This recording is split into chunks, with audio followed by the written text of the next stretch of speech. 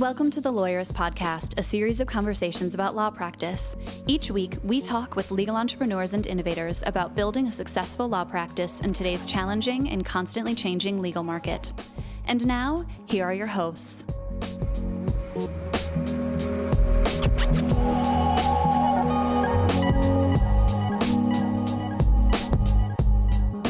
Hi, I'm Sam Glover. And I'm Aaron Street, and this is episode 180 of the Lawyerist Podcast, part of the Legal Talk Network. Today, we're talking with Ashley Cox about onboarding new employees at your firm. Today's podcast is brought to you by LawPay, Ruby Receptionist, New Law Business Model, and Law Clerk.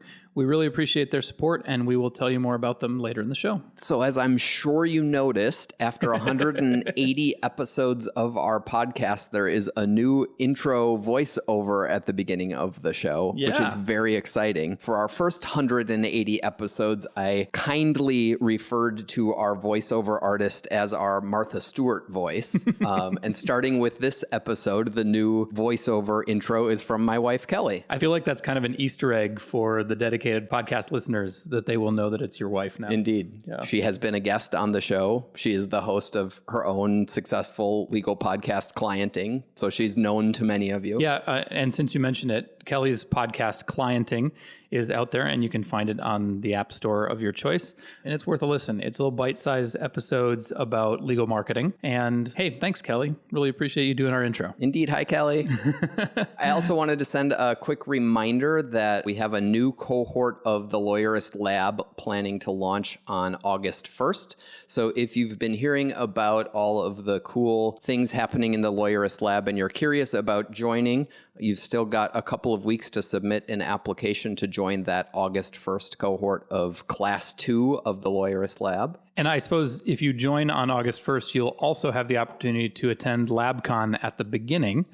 LabCon is the new name for something we've talked about quite a bit in the past, TBD Law.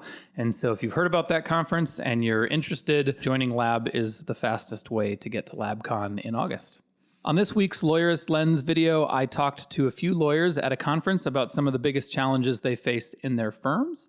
You can find Lawyerist Lens on YouTube, and when you find it, please subscribe. You'll help us out by helping others find the show.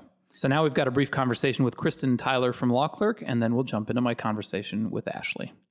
Hi, I'm Kristen Tyler. I've been an attorney in Las Vegas for about 13 years now, practicing in trust and estates, and have recently unveiled a new effort that I've been working on along with two co-founders called Law Clerk. If you want to check us out, the website is lawclerk.legal. And in a nutshell, what we do is we help connect busy attorneys with our network of freelance lawyers that they can hire on demand for project work when they need an extra set of hands around the office. Hi, Kristen. Thanks for being with us today. Thanks for having me, Sam. So you are big on using law clerks or freelancers, freelance lawyers, as a way to improve work-life balance. So how do you see that working? Well, I think that thanks to technology and tools like Law Clerk, and there's a lot of them out there are a lot of new ways that attorneys can think about their workflow that can in turn help enhance their work-life balance, if there's such a thing as that for an attorney. And certainly I know a lot of attorneys joke at the thought of work-life balance, but it's something that a lot of us are striving for more and more. And whereas I think past generations of lawyers have lived to work, and many of them would joke about someday dying at their desk, I think that different generations of lawyers want more than that, and they want to work to live, and they want more than what's happening just inside the office, especially on their weekends. And so there's a lot of tools and resources out there for attorneys to help find that. So we struggle with how to define work-life balance, because balance makes it sound like a teeter-totter where it's like 50-50 or something. But ours is, look, everybody gets to define it in their own way. And if you feel like you're not getting enough life in your balance, then you need to rebalance. And if you're not feeling like you're getting enough work in your balance, then you need to rebalance. So you can kind of decide for yourself. So let's say I'm an overwhelmed lawyer. How does a freelancer help me? If you're an overwhelmed lawyer, especially if you're a solo practitioner or if you're at a very small firm, then there's probably times that you're in your mind or with your coworkers jokingly saying, I wish I could clone myself. And if someone has figured that out, please call me and tell me how to do it. But in the meantime, for the rest of us, I think that during those times where you find yourself wishing you could clone yourself, it should be a big red flag to you that you need to reevaluate your staffing and your needs around the office. And there's lots of different ways to solve that problem. Have you reached a new threshold of business where it makes sense to bring another body into the actual office space to hire an associate or a full-time paralegal, whatever that may be? awesome. And that's, if you're feeling that level of overwhelmed all the time, maybe that's what you need. Maybe it's going to the local contract lawyer in your community that you sometimes associate with and hire to help you when you're feeling overwhelmed. And that's a great resource for a lot of attorneys too. But thankfully, like I said earlier, with technology and all of the resources we have today, there are a lot of other options, be it appearance counsel. There's a ton of companies out there that are offering attorneys to go to court for you if that's something you don't enjoy doing or if it takes up too much of your time. Appearance counsel is a growing trend in this so-called spectrum of alternative legal services. That's a great resource for a lot of attorneys. And like I mentioned earlier, of course, with our company, being able to connect people with freelance lawyers all over the country is another way to expand their horizons, especially if maybe they haven't found a couple of other attorneys in their local area to hire as contract lawyers when they need help. So there's a lot of resources out there when people are feeling like, gosh, I wish I could clone myself. So how do you get somebody up to speed quickly, though, so that you're able to just absorb the expansion of your workload and not turn yourself into a manager and spend the same amount of time managing that you'd otherwise spend doing the work? That's a great question. And I've got a few tips and tricks to hopefully help people take that leap and give it a try. First off, I think that you need to really take the time at the forefront to set your expectations, to make it crystal clear what you're looking for, what you want the end result product to look like, and how they should get to that point. We've seen attorneys do that a lot of different ways. We've seen attorneys that like to take handwritten notes during client meetings, scan the notes in and send them to their freelance lawyer or their contract lawyer to help them understand exactly what they're looking for in the work. We've seen attorneys even do audio files. If you can talk faster than you can type, which I think most of us probably can, you could upload an audio file of the instructions to your freelancer. That's a big time saver. Oh, that's clever. Yeah, we've seen a lot of really interesting techniques like that. But communication is key, and you have to be realistic with yourself too. Like if you think that you're going to be able to hire a contract lawyer or a freelance lawyer and just say, hey, I need you to file a complaint against Acme Company and include these 3 causes of action and leave it at that, you're not going to get what you want back.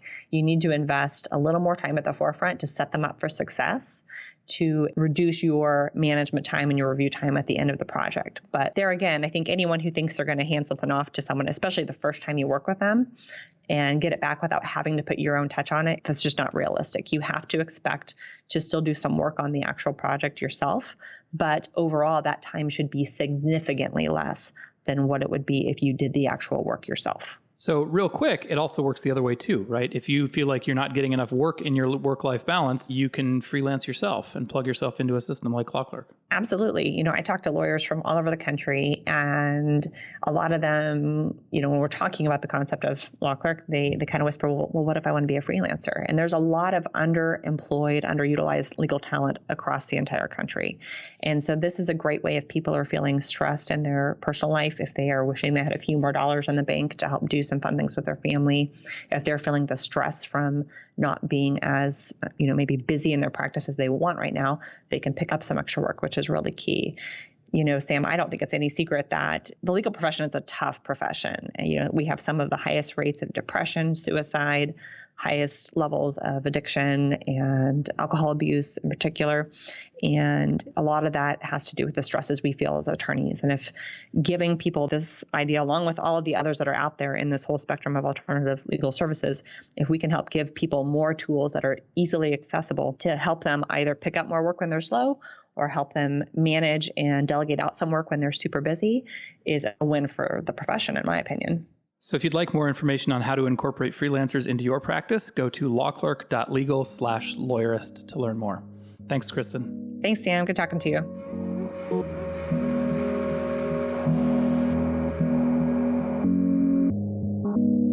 Hi, I'm Ashley Cox, the founder at Sprout HR, where I help you hire, train, and lead your happy and profitable team.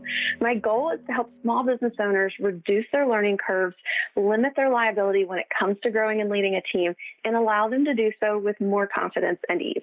Hi, Ashley. Welcome back. And it's back because you and I talked at length about hiring in episode 158, and we kind of left it hanging and we said we'd do a second episode. And so here we are to talk about onboarding. So welcome back. Thanks so much, Sam. It's a pleasure to be back, and I'm excited to continue our conversation. We had such great conversation last time about hiring your team, and this is the next logical step, and one I think that a lot of folks skip over or they don't do as thoroughly as they can. So I'm thrilled that we're able to talk about this today. But before we do, I thought I heard in there, when last we talked, you were building Sprout as a outsourced HR, and I think I heard that you're pivoting and changing a little bit where your focus is going to be. So take a minute to tell us what that's going to be. Absolutely. I'm really excited about this pivot that I'm taking in my business because I've been focusing on a lot of different things. But what really brings me a lot of joy and where I feel like I'm able to make the biggest impact is to help new and sometimes struggling leaders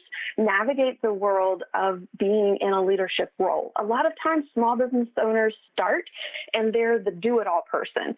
And then as they start to transition into that leadership role or out of the day-to-day grind and into the CEO shoes, there's a lot of opportunity for getting things off track and losing momentum and expecting your team to know how to do more than they really do. And so I'm really excited to pivot into this world of really helping leaders become the most effective that they possibly can be, because I see too many small business owners struggle with this transition. And I feel like there's a huge opportunity here to help people do it more seamlessly and with more confidence and to really create more momentum instead of losing the momentum that they've gained. That feels really close to home to me because I know like a lot of solos in particular, as they make their first hire, and they make their first hire with the idea that, okay, this person will take a bunch of job duties that I don't want to do, and then I'll be able to focus on the stuff that I get to bill, $300 an hour for, and everything will be more profitable. And I think there isn't enough for me. I'm speaking really from experience here. I didn't take the time to recognize that I was in hiring that first person, I was changing my role from somebody who was doing the work to somebody who was managing the workers. Yeah. And I didn't take the time to learn how to lead at that point. And so that makes a lot of sense to me, especially for small businesses. The entrepreneur who starts it is not the leader who takes it to the next level. Absolutely. And a lot of times small business owners come from backgrounds where they've been the gopher or the worker bee, or they're not really in a position where they've had that leadership experience or even been in a position where they've gotten any sort of leadership development or training. And so I see a huge disconnect there that's causing businesses to struggle or fail as they start to scale and grow to that next level. So it's good to hear that that's something that you also see as being a need out there.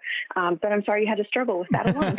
Well, eventually I woke up to the challenge and stepped up. But let's talk about onboarding. It's really a part of leading and managing, but it's also flows naturally from our last conversation.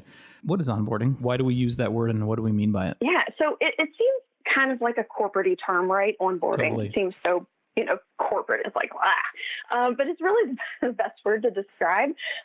Creating your new hire experience, I guess, is really maybe more of a fun small business type of way to phrase that.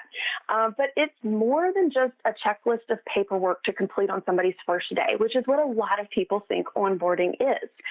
It's the most important impressions and experience that your company will have with your new hire. And guess what? You only get one shot at it. Right. So onboarding is basically helping your new hire get acclimated to your culture, understand their role and responsibilities, help set goals for them so that way they know exactly how they're contributing to the workforce. Because the number one thing people want is to be able to have meaningful work. And so when we don't have a strong onboarding process and we're not setting those goals and helping them understand how they contribute to the overall success of our company, then there's a real big disconnect between helping them understand that and them feeling like they're able to have a meaningful work experience. So basically, it's everything and anything that takes place within the first year of an employee's time with your company. Oh, really? A lot of people think it's 1 day or 1 week, but it's really that whole first year. Gotcha. And you dropped culture in there, and we talked about culture when it comes to hiring, which obviously if it doesn't come over to management, you're going to have a real disconnect there on your approach.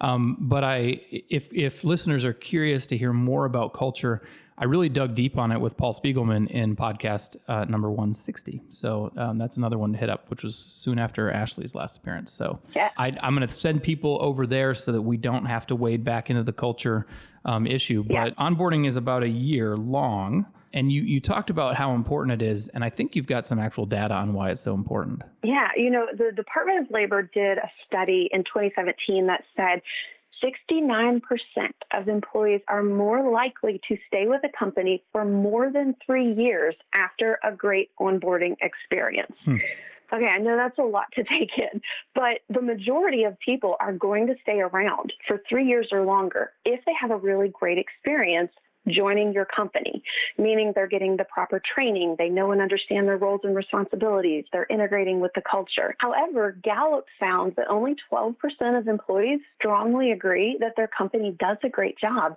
at onboarding new employees, which is a huge disparity. Yeah, no, that's a big difference. Yeah. So, there's a lot of room for improvement, I guess is the best way to say that, and especially as small businesses, we don't have the time or the resources to just be hiring and losing employees, every 6, 8, 10, 12 weeks because they don't stay around long. If an employee doesn't have a great experience, they're gone within the first 60 days. So you're spending all this time, energy, resources, effort, and momentum in your business trying to fix the problem in the wrong way. And so the way to avoid having to hire over and over and over and keep losing employees is to really give them an exceptional experience right off the bat.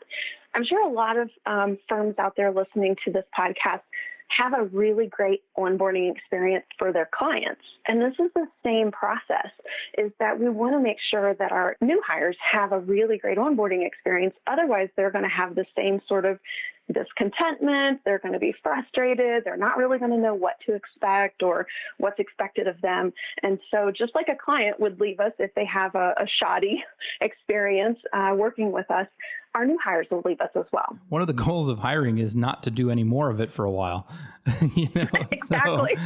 So bringing people on. It's a big process. Yeah. I mean, Lawyerist is 10 people, and every time somebody moves on and we turn somebody over, it's a disruption. We have to shuffle people around, figure out how to get work done, and then bring somebody on and get them up to speed. And I'd rather not do it. It's great to keep people in their role who are doing a good job at what they're doing. So that makes sense.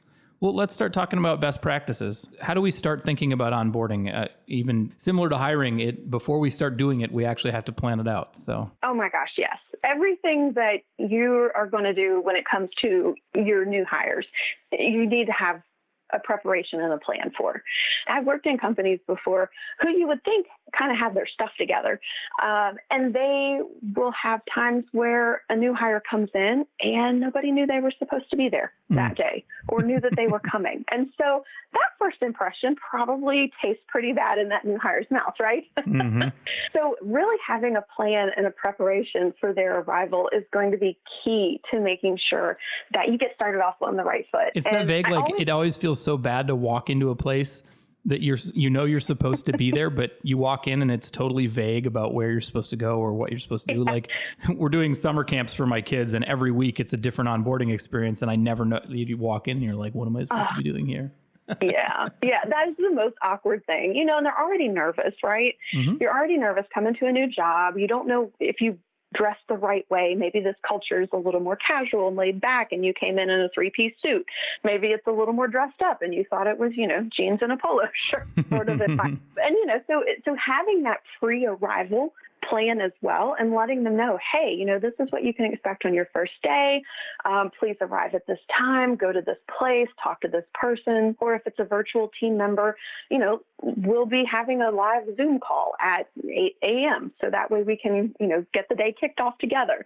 But just really setting the day for them and making sure that they know what's coming up and what to expect, and that anybody who is a part of their new hire onboarding experience that first day also knows. Working with remote people is becoming more and more common, and we do it. And I'm wondering it seems like onboarding, and especially that first day experience for a remote worker, is extra challenging. What are some things that you can do to I mean, I've interrupted you in the middle of, actually planning the first day for a person who's going to be in the office. But as we talk about that, let's talk about remote workers too. That's becoming more and more common, even among lawyers. Absolutely. Well, it can be a really big challenge because a lot of people think that it needs to be a completely different process, but we just have to tweak the process just a little bit to make it work for our remote workers.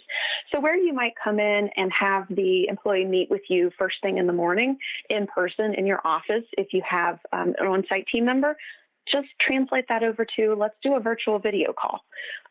Let's get on Zoom. Let's go through the same things that we might go through if we were sitting down with them in person, but instead of doing it on the phone or just doing it by email, let's actually get FaceTime with them.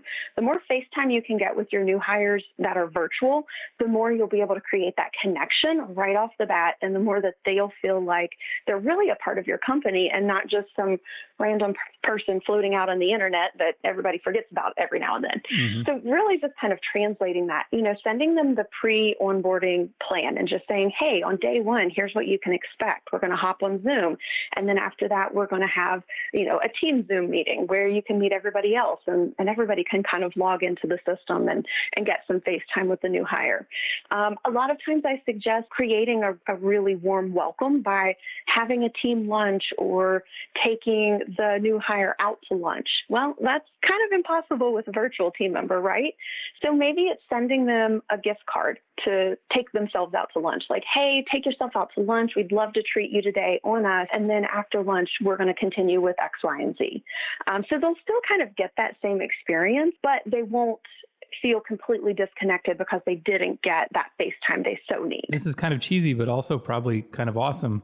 I've seen companies that on the first day, they have all the staff turn out and have a cheering line as the new employees walk into the office for their first day. It's a little harder to do that on Zoom, but not impossible to have let's everybody come welcome the new employees. It's kind of cheesy, but it's a lot better than walking into an office and feeling like you're interrupting people who have their heads down in their computers. But absolutely. A lot of the things that people do for team building or for, employee recognition and celebration can definitely come off as being a little cheesy. But you know what? I'd rather go to a cheese-filled environment than one where everybody was miserable all day long. It depends on if it's sincerely cheesy or not, I guess. True. Having it sounds like having yeah, exactly. It sounds like having an actual agenda for the first day, letting somebody know what they're going to be doing on that day, and I suppose making sure that they have breaks. Don't make them run around nonstop. But having an agenda for the first day would be comforting to me to know what I'm supposed to be doing and where I'm supposed to be and who I'm talking to and all. Yeah, even having an agenda for that whole first week, even if it's not hour by hour, because that could be really overwhelming for you and the new hire, having blocks of time I have seen works really, really well. From 8 to 10, this is your time to meet with this person, or from 10 to 12, this is your free time to read through some of the material that we've already given you or shared with you, explore our website, kind of start to familiarize yourself with our company and with our culture. So it doesn't all have to be hour by hour. I definitely recommend day one be more hour by hour because you want to make sure that they know kind of exactly what's going on all day long.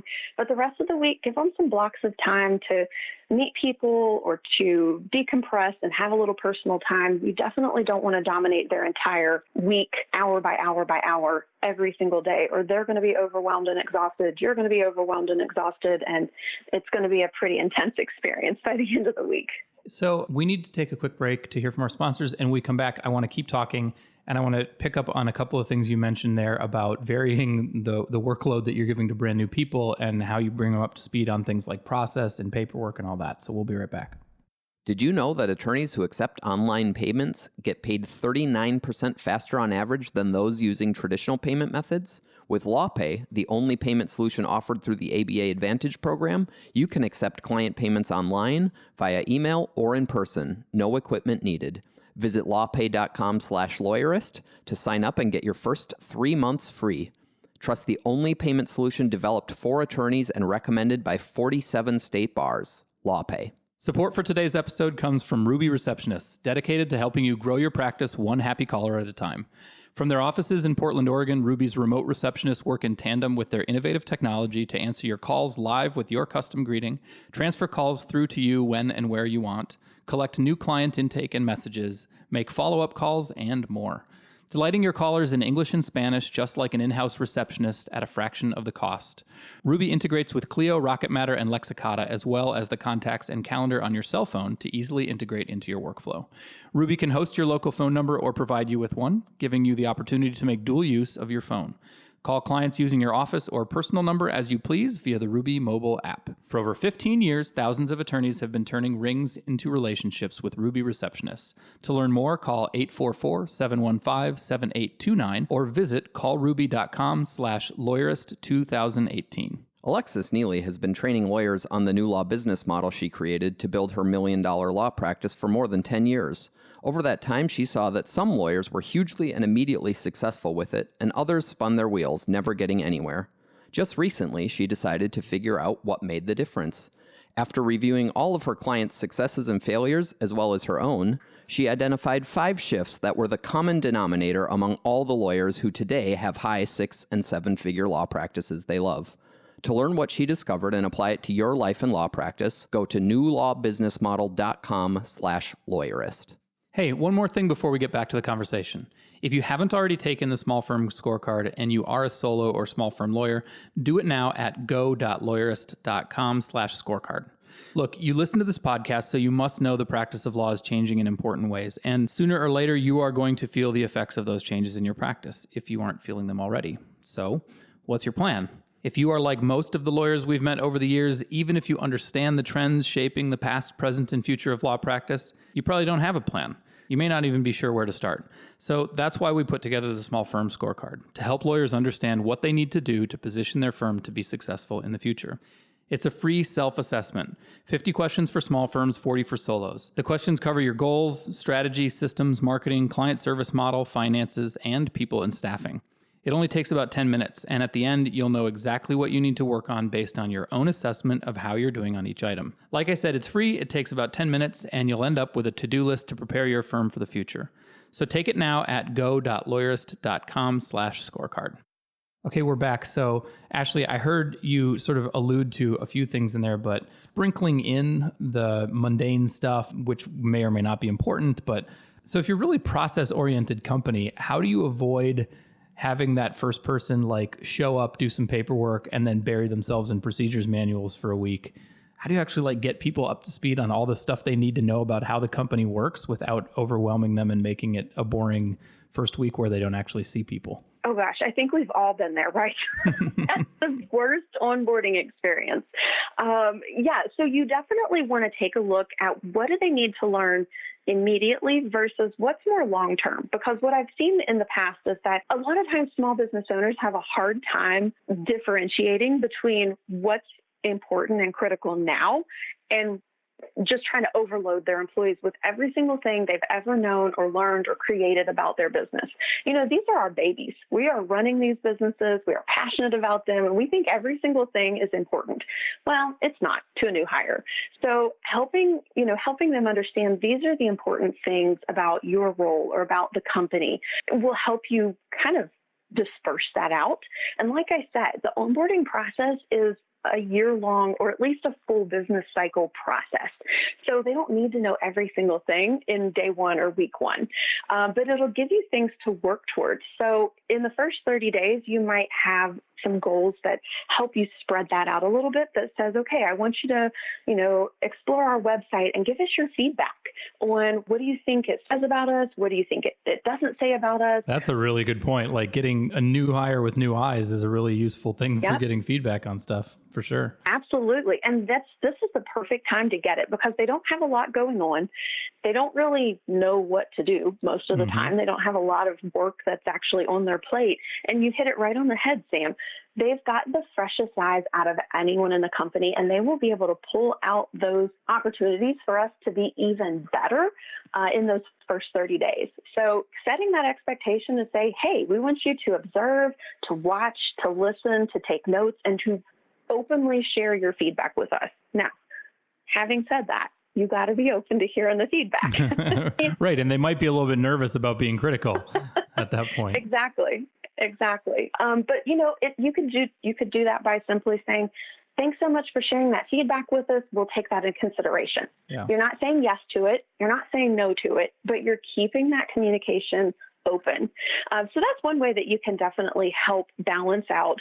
Read this operations manual that's 68 pages long and boring as the day is long, and doing something that's going to help them feel immediately productive and valuable and like they're a contributing member of the team right away. Well, that's the thing. Like I don't start a new job thinking I can't wait to fill out my paperwork and read procedures manuals. I start a new job because I'm excited about the job I'm going to be doing. And so, I'm thinking about it might make sense to make sure that each day or for the first week or for the first month, like you have sort of an escalating scale of tasks that, anybody can do whether or not they really know the procedures manual. And it'll feel useful and productive. And maybe it's just tailing people to meetings and riding along shotgun while somebody's working on a project. But maybe there's actual productive stuff that you can ask people to do that they don't need to have consumed your entire procedures manual and memorized everything. Absolutely. So while they're filling out paperwork, getting some job done, giving you feedback, and reading procedures manuals, what are some other goals that you should be having for that time, for the first week or month? Yeah. So one of the big things that I think is really important that a lot of businesses don't do until it kind of just happens because the new hire's in some random meeting and somebody mentions it is really sharing the overall company vision. Where are you trying to take the company? How does this person fit into that? Getting them excited, getting them bought into the vision, because if somebody doesn't know the vision, they can't help you reach the vision. It's kind of like if you went out and you threw darts blindfolded. You don't know what the goal is. You don't know what it looks like. You don't know where it is. And you can give your best effort, but you're probably not going to hit the target. So we got to help our people understand what's the target and how can I hit it. Also, early skill development for the new hires role. 9 times out of 10, people aren't going to come with 110% of the skills they need to do whatever job they're hired for. Most of the time, we probably get around 80, 85%. So what are the areas where they don't have any experience, or maybe their experience isn't at the intermediate level, maybe it's at the beginner's level? How can we help them develop the skills they need to be highly successful in their role? And then also helping them build a network. One of the things that creates a great deal of employee happiness is being able to connect with other people, whether that's inside the company or outside the company. So inside the company might be assigning them a mentor, assigning them someone to kind of partner or buddy with. At my last corporate job, we actually had a buddy program where every new hire that came into the company was assigned to a peer to help them kind of navigate just the day-to-day. So what this can do for people, Sam, is that it gives that person somebody who's equal to them, that kind of sense of comfort, and somebody they can ask, okay, now where was the filing cabinet for this again? Or how do I access this system without them having to come and tug on your shirt tail every 5 minutes to ask you a question? And I suppose at many companies, you're going to end up having a couple of people who end up being the default ambassadors because they're really good at welcoming new people to the team. Absolutely. And if that's the case, if you have a small firm, I know a lot of the folks listening to this podcast have 15 or less people on their team. Having a designated ambassador is a great idea, because then each new hire is getting a very consistent experience whenever they're joining the team. And you know that they're getting the right information at the right time each time that they come on. And then also building networks externally. Can we get them involved in some networking events? Can we take them to a business meeting offsite where they get the chance to meet some other people in different roles? Maybe there's some law firms that are kind of partners, or they're referral partners or something of that nature. Let's go ahead and do those in-person meetings, or do those Zoom meetings or virtual meetings where we can get them engaging with and meeting new people to really kind of round out their resources.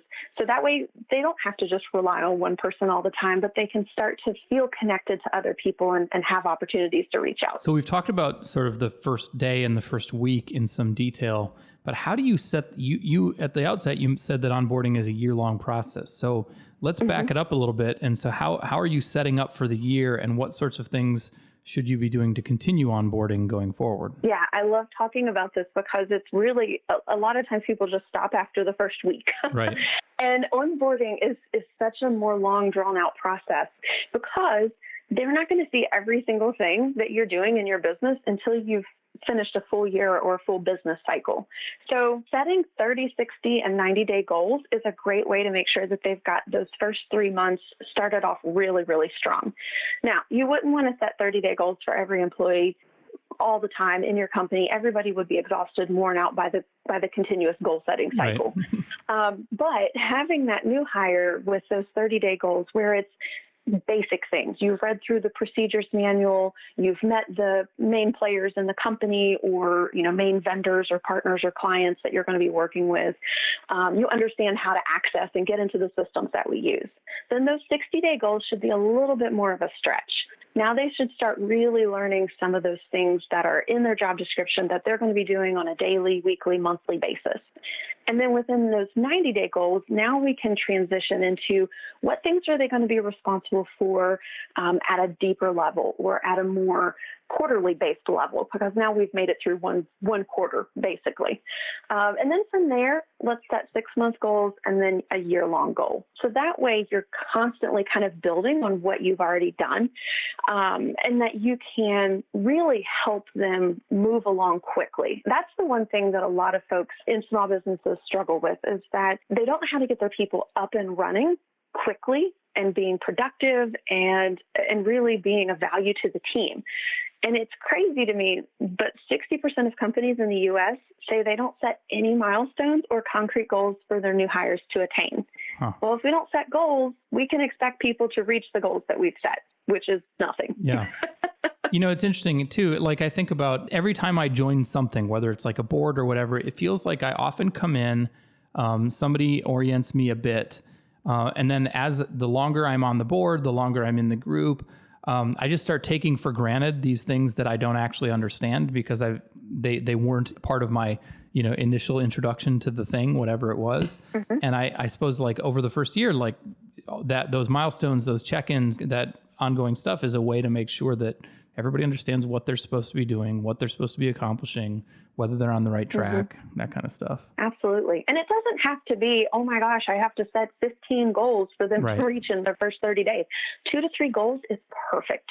Don't overwhelm them and don't overwhelm yourself. And then constantly checking in, making that check-in process where you're sharing, hey, I saw that you did this. That was really great. Thanks so much for jumping in there. Or, hey, we're a little off track over here. And kind of giving them that in-the-moment feedback, whether it's positive or it's constructive, will help you really create a performance-based culture versus waiting till the end of the year and then laying them out for everything they did wrong, and they never even knew all year long that they were doing something wrong or missing the mark. Yeah, Nicole Abood and I talked about that in her podcast about in the context of millennials, because everybody thinks millennials are so different, but the need for feedback. And she's like, if somebody's doing something wrong, why would you wait, until their next quarterly check-in to tell them that they did it wrong? And tell them when they can fix it. Give people, and if people are doing well, encourage them. Don't leave them hanging out there wondering if they did a good job or not.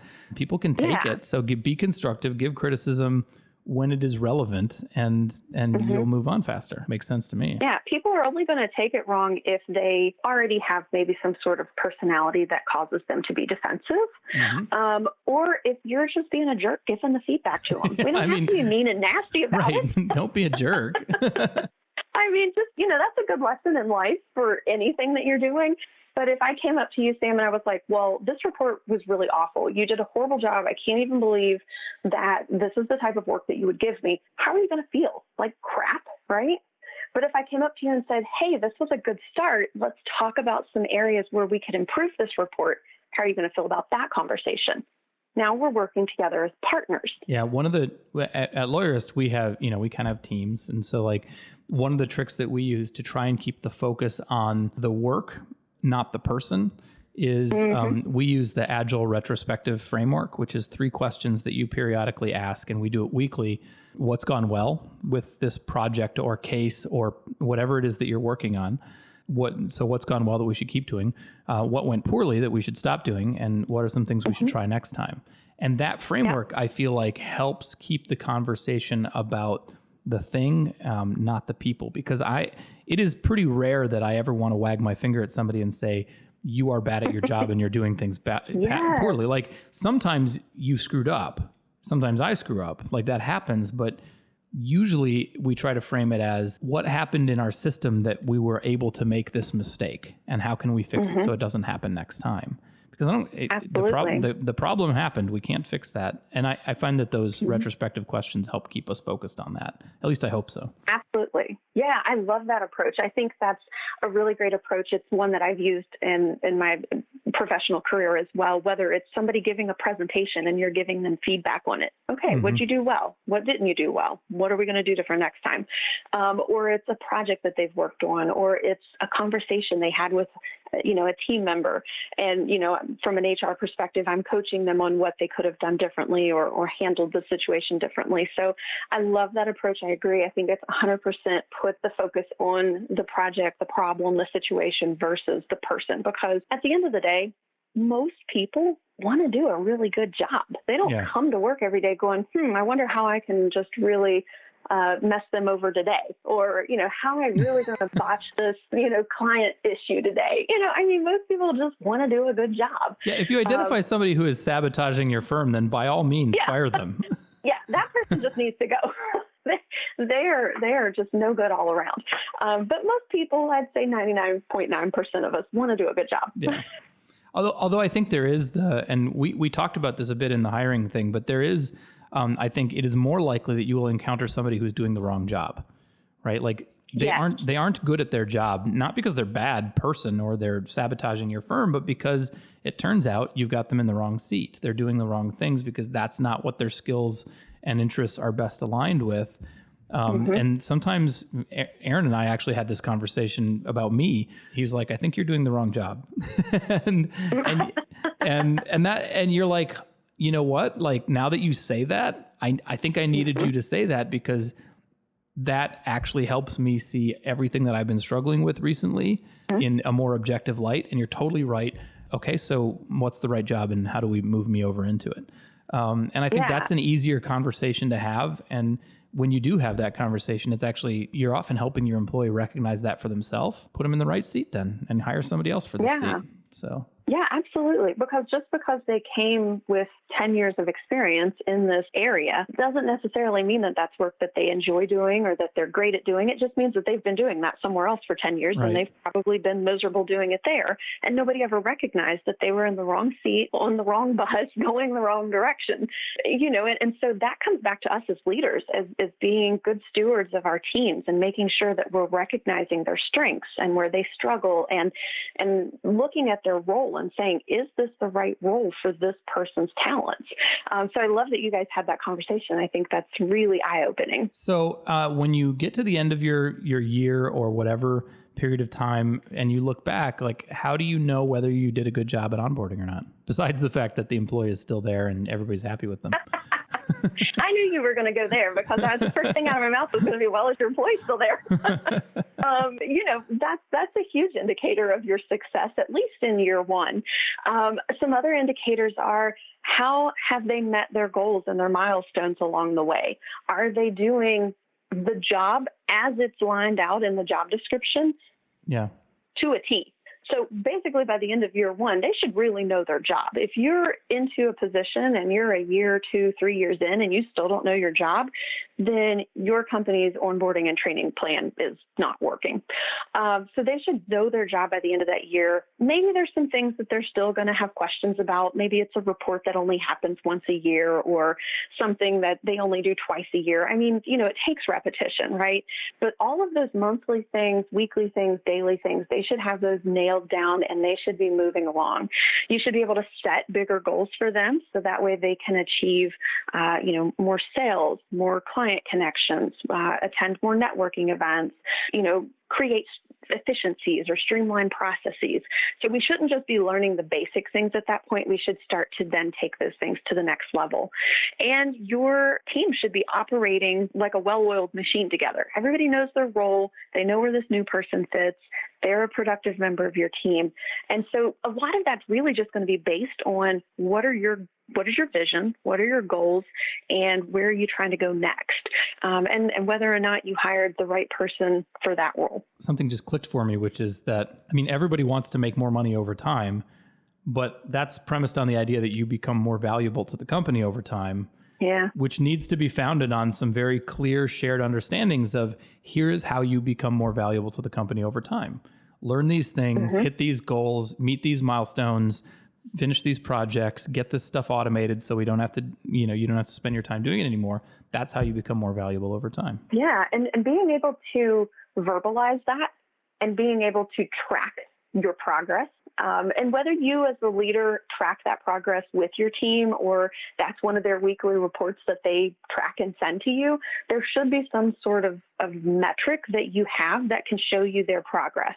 Because if we're not measuring things, we don't know whether or not we're successful, right? Mm-hmm. And so part of that, ongoing development and support has to be not only setting those goals and those milestones and helping them understand this is what you need to do to get to the next level, whether that's monetary level or it's a bonus or it's a promotion or whatever, but it's also, now let's make sure that we're tracking your progress to make sure you're getting there. And if they're not getting there, how do we help them get there? Is there a skill that they're lacking? Is there some additional training or development that they might need? And that could be sending them to a seminar at, a local small business development center or, one of the national training seminar things that are always, I don't know about you guys, maybe it's just because I'm in HR, I get like 1,000 of them a week. We get fewer and in law, seminar. But there are plenty of opportunities to build skills. Absolutely. And so those are the things that we need to be looking out for as leaders, that we can say, I want to invest in you as long as you want to invest in you, right? We've got to both be committed to that person's investment in themselves. So thank you so much for being with us today and talking about onboarding. This was cool. And I hope our listeners are able to improve their own onboarding processes over time. And you can find more about Ashley at sprouthr.co, right? That's right. I'm over there hanging out, writing blogs all the time and sharing all kinds of tips and information. But I'm going to leave you with one last thing. Cool. Companies with a standard onboarding process experience 54% greater new hire productivity and 50% greater new hire retention. So if you're still on the fence about onboarding, I encourage you to take a look at how you can create at least a 90-day experience. If you can't get to the full year yet, at least create a 90-day experience, because you will see so much more production and you'll keep those great employees longer. Fantastic. Thanks so much, Ashley. Thanks so much again, Sam.